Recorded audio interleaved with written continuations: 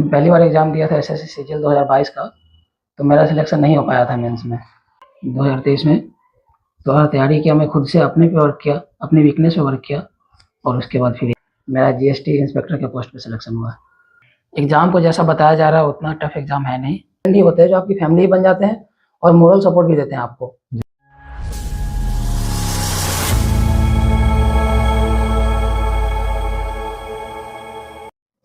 Hi guys, स्वागत है आपका हमारे चैनल जीरो टू हीरो पे। आइए आज हम आपको मिलवाने वाले हैं एक ऐसे शख्सियत से जिन्होंने एसएससी बहुत ही अच्छे रैंक से क्वालिफाई किया है और उन्हें एक्साइज इंस्पेक्टर की पोस्ट मिली है। तो आइए उनसे बातें करते हैं। हाय राहुल जी, स्वागत है आपका हमारे चैनल पे। राहुल जी, आज जानना चाहेंगे पहले आपके बारे में कि आप कहाँ से बिलोंग करते हैं और आप कैसे आगे बढ़े। मेरा नाम राहुल कुमार है और मैं वैशाली ज़िले से बिलोंग करता हूँ। मैंने एसएससी की तैयारी पटना से ही की है और सेल्फ स्टडी करी थी। जब मैं पहली बार एग्ज़ाम दिया था एसएससी सीजीएल 2022 का, तो मेरा सिलेक्शन नहीं हो पाया था मेंस में। फिर मैंने मेहनत करके 3-4 महीने की और पढ़ाई की और उसके बाद इस बार एसएससी सीजीएल 2023 में मेरा जीएसटी इंस्पेक्टर के पोस्ट पर सिलेक्शन हुआ। जी राहुल जी। राहुल जी, आप हमें ये बताएं कि आपकी ये एसएससी प्रिपरेशन की जो जर्नी है उसमें क्या क्या उतार चढ़ाव है और कैसे आप आगे बढ़े और यहाँ तक पहुँचे। जहाँ तक एसएससी सीजीएल की जर्नी है तो मेरी जर्नी काफ़ी छोटी रही है जी। इंटेंस वाकई रही है, लेकिन काफ़ी छोटी जर्नी थी क्योंकि मैं तैयारी यूपीएससी की कर रहा था और फर्स्ट लॉकडाउन के बाद मैं दिल्ली गया था जब मेरा बीटेक कंप्लीट हो गया था उसके बाद। अच्छा। तो सेकेंड लॉकडाउन में फिर दिल्ली से वापस आना पड़ा। उसके बाद मैं पटना था और अपने एक दोस्त के साथ था रूम में। जो मेरा रूममेट था वो एसएससी की तैयारी कर रहा था जी। वो मेरा कॉलेज का ही फ्रेंड था, श्याम। तो उसी ने बताया था पहली बार कि इस बार वैकेंसी अच्छी आई है एसएससी की, तो तुम भी फॉर्म डाल दो। उसके बाद मुझे पता चला था कि एसएससी सीजीएल भी कुछ होता है। तब मेरा सिलेक्शन हुआ नहीं था जैसे मैंने पहले बताया।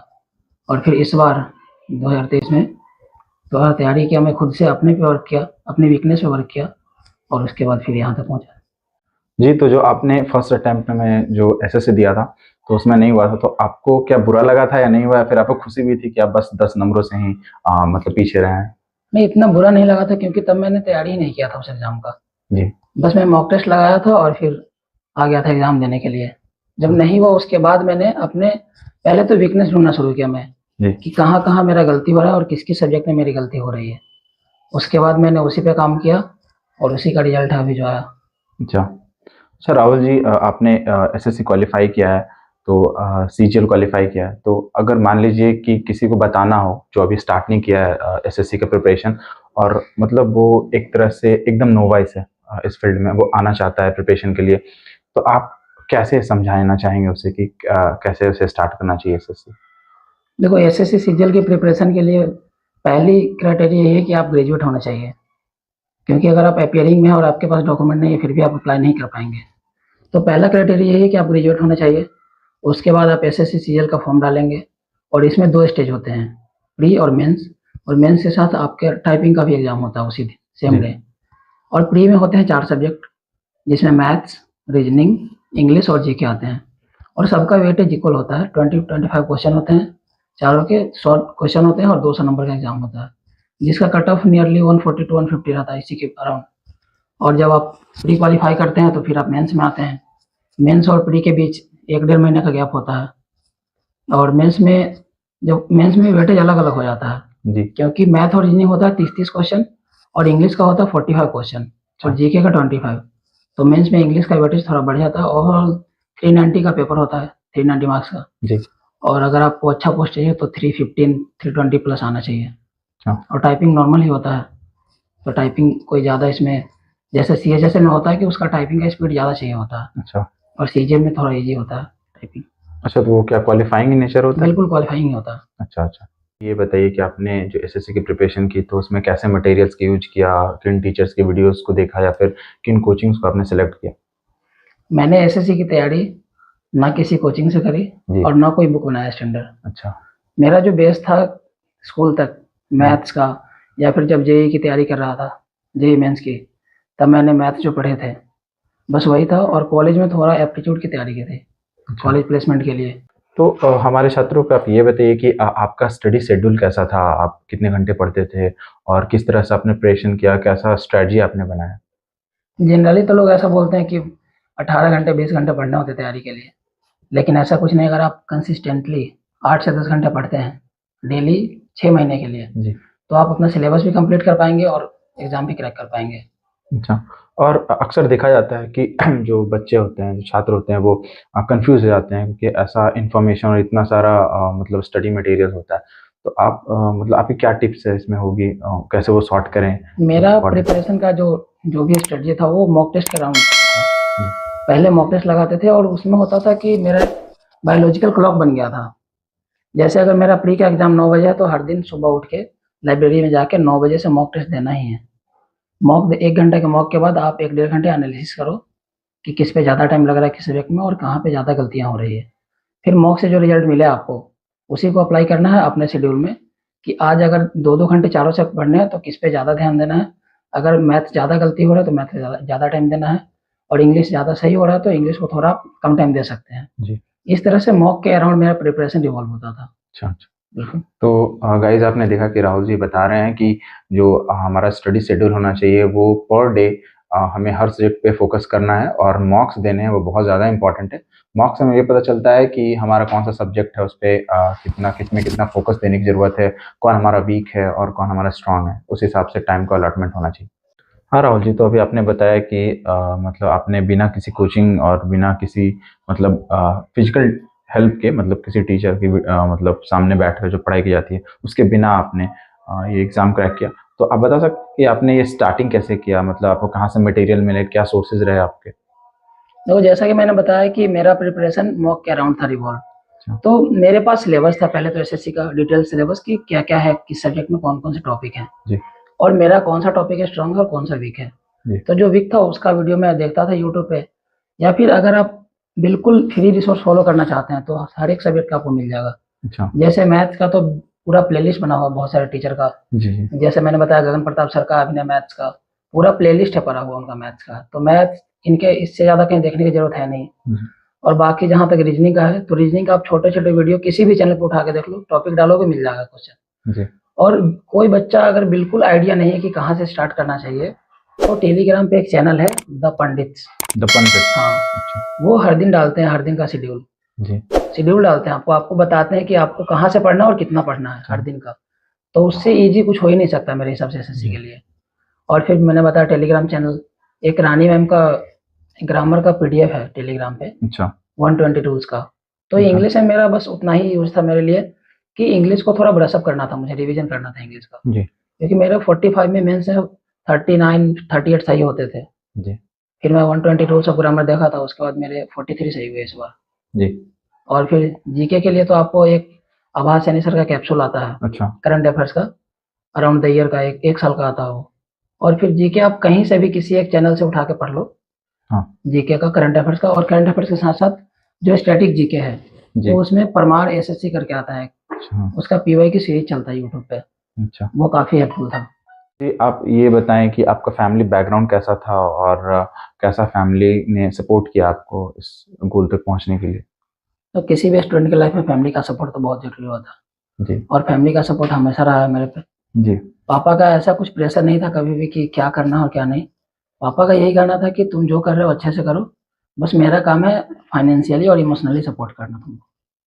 जी। मम्मी का तो हमेशा सपोर्ट रहता ही है सारे बच्चों पे। जी। तो इन लोग के योगदान को तो भुलाया नहीं जा सकता। अच्छा। हाँ, तो राहुल जी आप ये बताइए कि आपके फ्रेंड्स का क्या रोल रहा इस गोल तक पहुंचने में?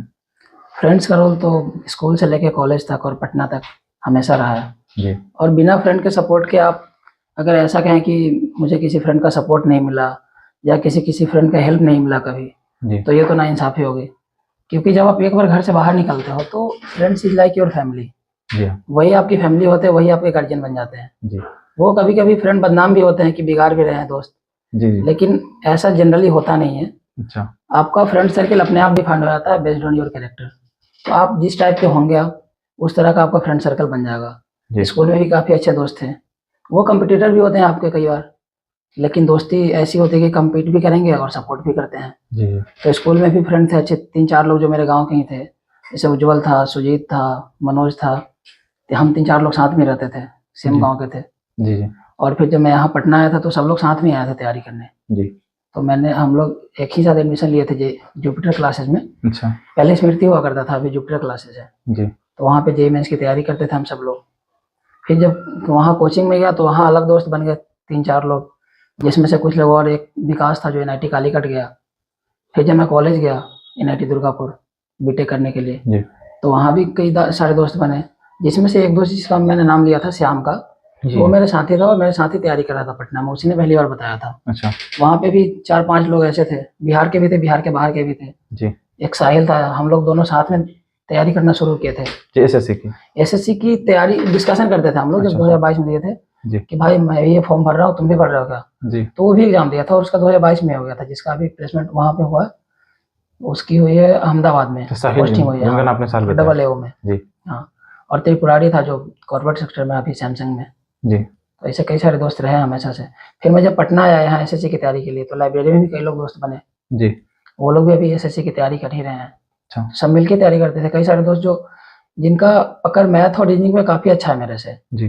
तो उनका कोई एक सब्जेक्ट खराब होने की वजह से उनका रिजल्ट नहीं हो पा रहा है, एक वीक रहता है। हाँ। दिखा रहता है, इसलिए मैंने कहा था कि सारे सब्जेक्ट को इक्वल वेटेज देना चाहिए जी जी। हाँ, तो आपने बताया कि आपको जितने फ्रेंड्स मिले हैं वो लगभग आपको मोटिवेटिंग मिले हैं, लेकिन अक्सर ऐसा मतलब देखा जाता है, सुना भी जाता है कि जो दोस्त होते हैं कुछ ऐसे दोस्त होते हैं जो आपको गलत राह पर भी ले जाते हैं, तो आपके साथ कोई ऐसा फ्रेंड से या फिर आपको ऐसा कोई मिला हुआ? नहीं, ऐसा तो कोई फ्रेंड नहीं था कि गलत रास्ते पे ले जाए। अच्छा। हालांकि फ्रेंड बदनाम होते हैं, घर वाले तो हमेशा बोलते हैं कि दोस्तों के वजह से बिगड़ गया लड़का, लेकिन ऐसा यूजुअली होता नहीं है। अच्छा। अगर आपको लगे कि जो आपका गोल है जी, जिस तरह के आप हैं या जो आपका कैरेक्टर है वैसा दोस्त नहीं है तो आप धीरे धीरे खुद ही उससे कट चले जाते हैं। हाँ, फिर आप दूर हो जाते हैं उससे, तो दोस्ती हुई नहीं। अच्छा।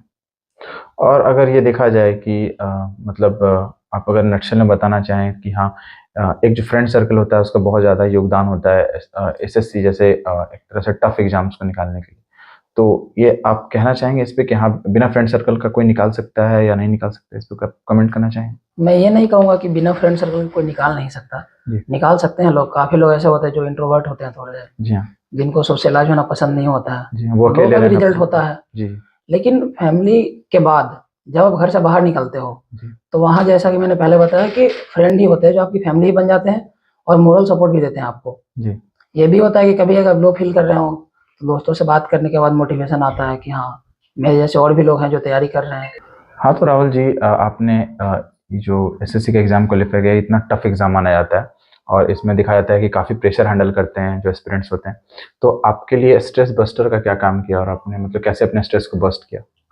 SSC के एग्जाम में मेरे पे तो इतना स्ट्रेस नहीं था, लेकिन ऐसा होता है कि आप अगर लगातार पढ़ रहे हैं लाइब्रेरी में बैठ के, जैसे मैं पढ़ता था जी, तो पढ़ने के दौरान बीच में आपको ब्रेक लेना जरूरी होता है। तो ब्रेक में आप यही कर सकते हैं कि कहीं बाहर निकल के चाय पी लिए जाके जी, या फिर फिजिकल एक्सरसाइज भी जरूरी है जी, जी, किसी भी एस्पिरेंट के लिए जी। बहुत लोग जैसे आपने बता रहा था कि 16 घंटे 18 घंटे पढ़ने होते हैं जैसा टीचर बताते हैं जी, जी। और फिर उसमें बच्चा सोएगा कब और बाकी फिजिकल एक्सरसाइज वगैरह कब करेगा जी, बिल्कुल। तो एक्सरसाइज और मेडिटेशन दो चीज काफी हेल्प करता है। अच्छा। एक्सरसाइज के लिए हम लोग का एक ग्रुप था लाइब्रेरी में, अच्छा। जो 8-10 लोग का ग्रुप था, सब एक कंपटीशन की तैयारी कर रहे थे सब लोग जी। तो उन सबका ग्रुप था और सब साथ में जाके बाहर निकल के, पार्क था बगल में लाइब्रेरी के बगल में, अच्छा। वहां जाके सब साथ में बैडमिंटन खेलते थे सब लोग। तो लीजर एक्टिविटी वही था हम लोग का, स्ट्रेस बस्टर, और फिर बाकी सुबह में फिजिकल एक्सरसाइज, थोड़ा सा मेडिटेशन 15-20 मिनट का जी, इतना काफी था। हाँ, तो राहुल जी जो SSC एस्पिरेंट्स देख रहे हैं हमारे चैनल को, उनको आप कुछ फाइनल टिप्स देना चाहेंगे जो प्रिपरेशन उनकी हेल्प करें? मेरे तरफ से उनके लिए यही टिप्स होगी कि एग्जाम को जैसा बताया जा रहा है उतना टफ एग्जाम है नहीं। अगर आपको सिलेबस का पता है और आपको रिसोर्स का, अपने रिसोर्स पर भरोसा है आपको, तो आप कंसिस्टेंटली, अगर जैसा मैंने बताया पीछे के वीडियो में कि 6-7 महीने पढ़ेंगे तो आपका रिजल्ट हो जाएगा। तो मेरा यही कहना है कि आप स्ट्रेस ना लें और एग्जाम को एग्जाम की तरह ही लें, कंसिस्टेंटली पढ़ाई करते रहो। और एक लाइन में समराइज करना हो अगर मुझे, तो मैं यही कहूँगा, take it easy and step by step. बहुत बहुत धन्यवाद राहुल जी हमारे चैनल में जुड़ने के लिए। तो आपने देखा गाइस कैसे राहुल जी ने हमें बहुत ही अच्छे टिप्स दिए कि कैसे आपको मटेरियल सॉर्ट करने हैं और कैसे आपको किसी एक टीचर की वीडियोस को ही फोकस करना है और उसे स्ट्रीमलाइन करना है और उसका यूज़ लेना है। और इसी के साथ विदा लेते हैं आपसे, और जुड़े रहिए हमारे साथ। और अगर आपको वीडियो पसंद आई तो बिल्कुल इस चैनल को लाइक करें, सब्सक्राइब करें और शेयर करें।